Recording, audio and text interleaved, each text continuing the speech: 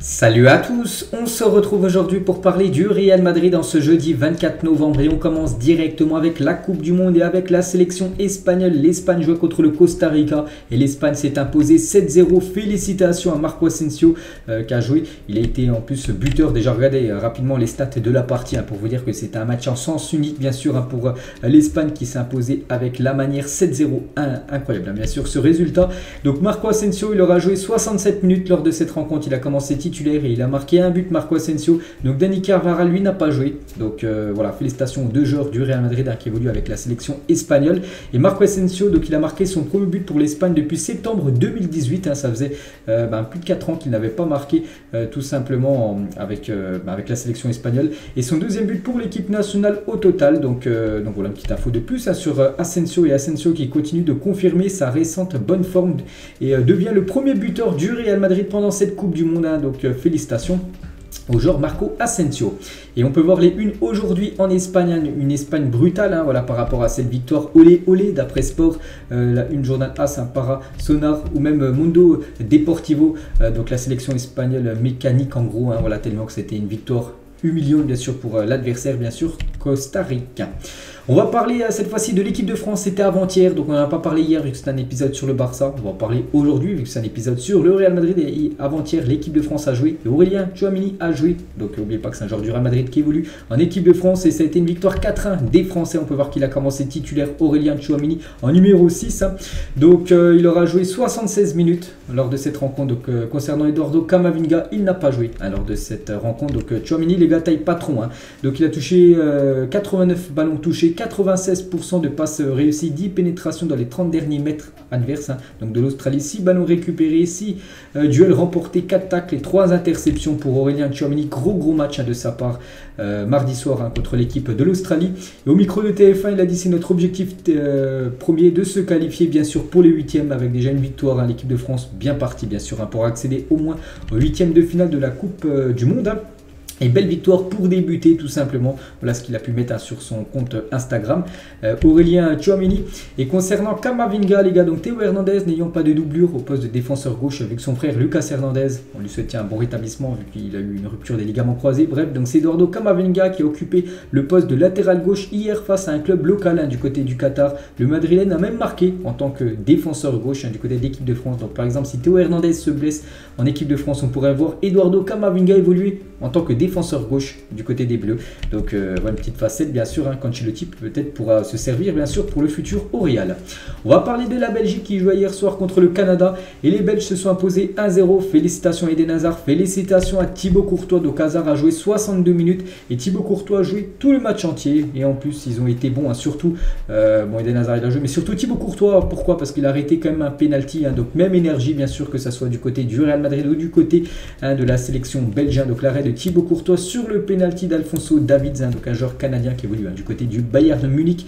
Donc voilà, on peut le féliciter sur cette année 2022. C'est déjà son 5e penalty arrêté pour Thibaut Courtois. Un contre Valence, contre Bilbao, contre le PSG, contre le Celtic et contre l'équipe du Canada hier. Donc sur 9 tentés, donc il en a arrêté 5 quand même, donc plutôt pas mal ce ratio quand même voilà, de Thibaut Courtois dans cet exercice des pénaltys. Il a dit ils ont plus frappé au but mais c'est le foot sur une Coupe du Monde c'est important de gagner, si on veut arriver loin notre foot doit s'améliorer. Voilà ce qu'il a pu dire à Thibaut Courtois à la fin bien sûr de cette rencontre. On peut voir qu'il a obtenu une belle note de 7 sur 10 aujourd'hui dans le journal Équipe par rapport à sa prestation.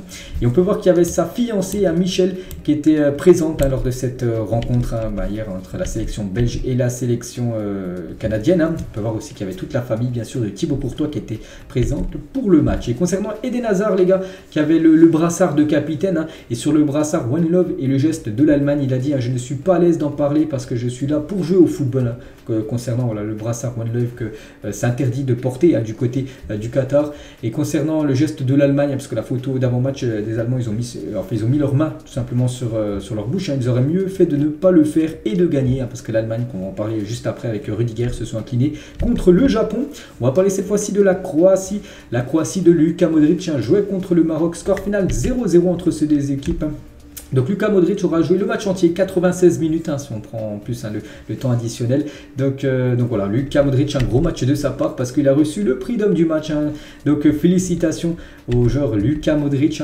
Et Modric devient le premier joueur à jouer une Coupe du Monde et un Euro sur 3 décennies différentes, dans les années 2000, dans les années 2010 et dans les années 2020. Incroyable bien sûr, ce joueur avec sa longévité bien sûr dans le football, qui est Luka Modric. Une petite photo bien sûr de chaque génération bien sûr de Luka Modric. Donc toujours avec lui les gars, donc il a joué hier et c'est tout simplement le plus vieux joueur croate de l'histoire de la Coupe du Monde, 37 ans et 75 jours exactement, donc il a participé à un match de Coupe du Monde. Et il a dit au fur et à mesure que la Coupe du Monde avance, la Croatie ira mieux. Nous ne sommes pas venus ici uniquement pour participer, nos ambitions sont grandes, notre objectif sont plus grands que simplement atteindre les huitièmes de finale, vraiment essayer de faire une belle Coupe du Monde aussi bien que la dernière où ils ont atteint comme la finale de la Coupe du Monde, bien sûr cette équipe croate. Donc voilà, l'objectif bien sûr c'est d'atteindre au moins l'écart demi-finale, pourquoi pas la gagner tout simplement pour la Croatie, toujours avec Luka Modric. Donc honnêtement je me sens très bien, je joue presque toutes les minutes avec le Real, je me sens toujours bien quand je joue au football, je suis ici pour jouer et profiter de la Coupe du Monde, pour continuer à jouer et à profiter du football. Et il parle de son avenir, je n'ai pas encore pris de décision à ce sujet, je suis ici pour jouer une bonne Coupe du Monde et c'est définitivement ce que j'ai en tête, nous avons foi en nos chances et nous verrons jusqu'où nous irons tout simplement lors de cette Coupe du Monde. Donc il pense seulement à la Coupe du Monde, il ne pense pas à l'après Coupe du Monde. Est-ce qu'il sera encore un joueur croate, est-ce qu'il sera encore un joueur du Real Madrid? Pour l'instant bien sûr c'est pas des questions qui se pose. Et toujours avec Modric, les gars, une petite photo de lui avec Achraf Hakimi, l'ancien joueur du Real Madrid, vu qu'hier Hakimi joue du côté du Maroc, puis il y avait ce Maroc-Croatie. Antonio Rudiger, donc lui ça s'est plutôt mal passé pour Rudiger et l'Allemagne, parce que donc déjà il a joué le match entier. Antonio Rudiger, le problème c'est qu'ils se sont inclinés à cette équipe allemande 2-1 contre le Japon. Donc voilà, dommage bien sûr pour Antonio Rudiger qui commence très mal cette Coupe du Monde avec la Mannschaft. Aujourd'hui, toujours avec la Coupe du Monde, donc quelques joueurs jouent, 4 joueurs du Real Madrid jouent aujourd'hui en Coupe du Monde. Donc à 14 h, donc bon là le match va se finir parce que je pense sortir la vidéo juste après bien sûr ce match entre l'Uruguay et l'équipe de la Corée. C'est Fede Valverde bien sûr qui a joué à 14 h. Et ce soir à 20 h, c'est la Seleção, l'équipe brésilienne, donc Vini, Rodrigo et Militao. Enfin, sont dans le groupe, après ce qu'ils vont jouer, ça je ne sais pas. Je pense Vini, peut-être Militao, il y a des chances qu'ils jouent. Rodrigo, je le vois plus sur le banc. Donc aujourd'hui, voilà, ça c'est 4 joueurs du Real Madrid d'entrée en lice dans cette Coupe du Monde. Et le sélectionneur de la Corée, bien sûr, avant le match, qu'il y a eu à 14 h, il a dit avant le match, Fede Valverde est un joueur fantastique, d'une qualité technique extraordinaire, avec une dimension physique. Il peut être considéré avec De Bruyne comme l'un des meilleurs milieux de terrain au monde. Voilà ce que pense le sélectionneur de la Corée envers Fede Valverde. Et Ancelotti, vous savez qu'Ancelotti actuellement il est consultant, voilà, il regarde les matchs puis il commente en gros, puis il donne son point de vue. Et il a dit quelques appréciations de Carlo Ancelotti: un joueur peut gagner des matchs mais c'est l'équipe qui gagne les titres. L'Espagne est une équipe qui est très bonne tant collectivement que sur les individualités. Félicitations Asensio, bien sûr il félicite son joueur du Real Madrid. Et toujours avec Ancelotti, l'Arabie Saoudite qui bat l'Argentine, le Japon qui bat l'Allemagne, incroyable, c'est ça le football. Je veux souligner l'attitude, l'engagement collectif et l'envie de se battre sur chaque ballon comme l'ont fait l'Arabie Saoudite, le Japon et la Tunisie. Voilà quelques messages bien sûr de Carlo Ancelotti.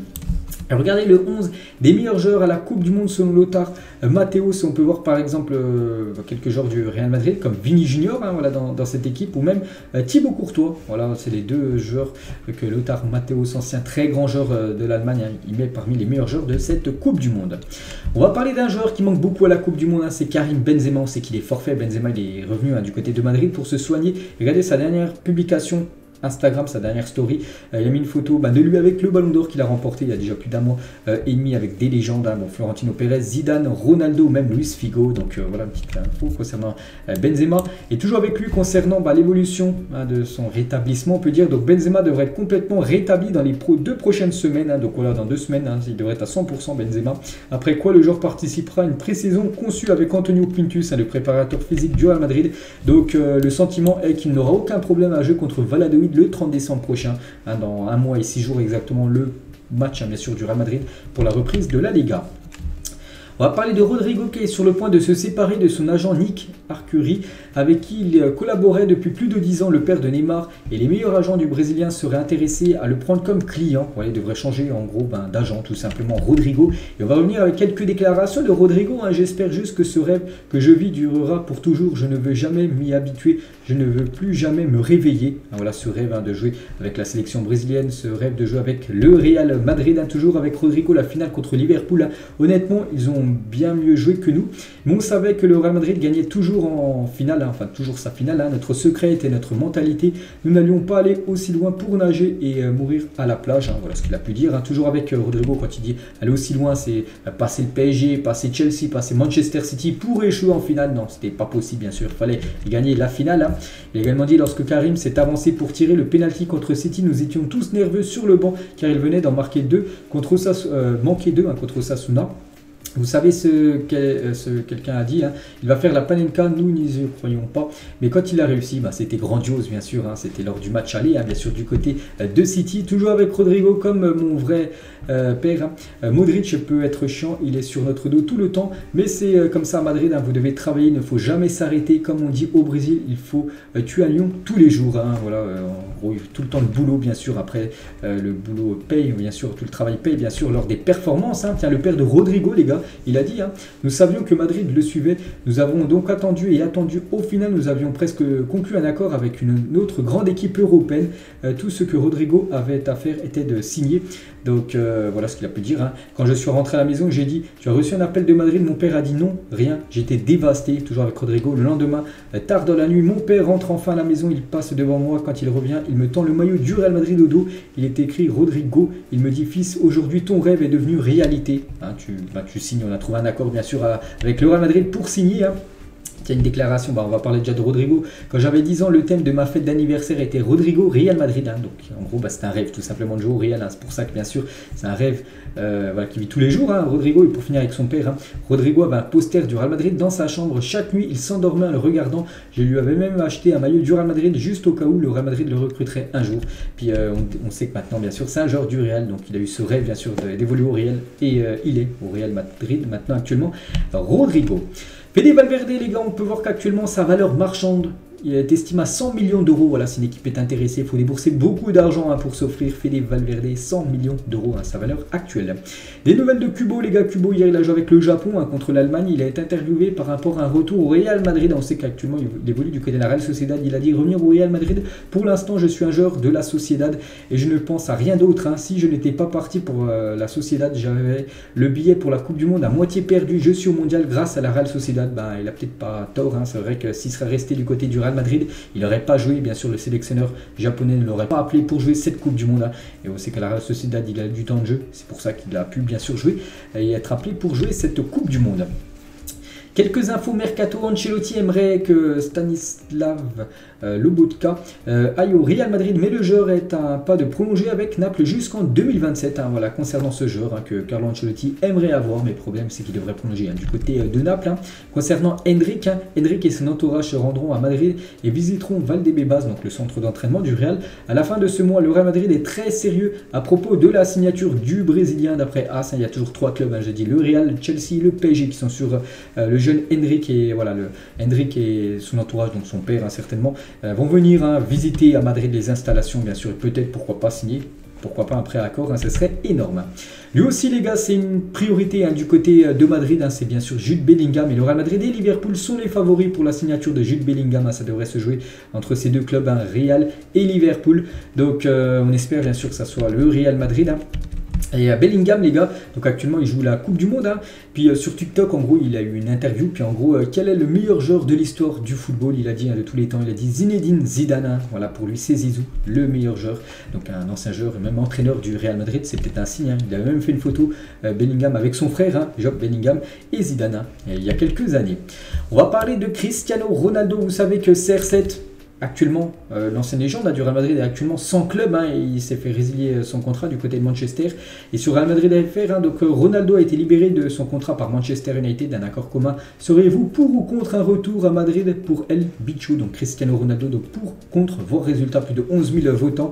Donc moi j'ai mis pour, voilà, moi je serais plutôt pour revoir Ronaldo du côté du Real Madrid, ce serait totalement énorme, hein. Et plus de la moitié quand même des votants, quasiment, on sait dire, quasiment 6000 votants à peu près ont mis oui. Quand même, voilà, je serais pour, hein, tout simplement. Revoir Ronaldo, hein, du côté du Real Madrid, ça serait énorme, ça. Pourquoi pas un contrat de 6 mois, de janvier jusqu'à juin, hein, bien sûr, ça peut être réalisable, hein. Mais bon, la direction, ils ne pensent pas comme nous, hein, comme supporters. Donc la direction du Real Madrid a été très claire sur la question d'un retour de Cristiano Ronaldo. Donc au Real Madrid, il est très clair que CR7 n'est pas du tout une option.